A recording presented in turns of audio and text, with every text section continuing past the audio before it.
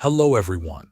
In this video, I will show you how to transfer money to Polymarket step by step. First, open Polymarket on your computer or on your mobile device. Make sure you are logged into your account. Once you are on the main dashboard, look at the top of the screen. You will see a button labeled Deposit. Click on that button. A new window will appear with deposit options. Choose Transfer Crypto.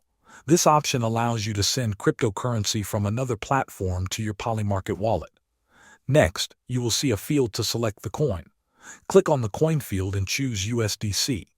After that, find the network or chain field. Select Polygon.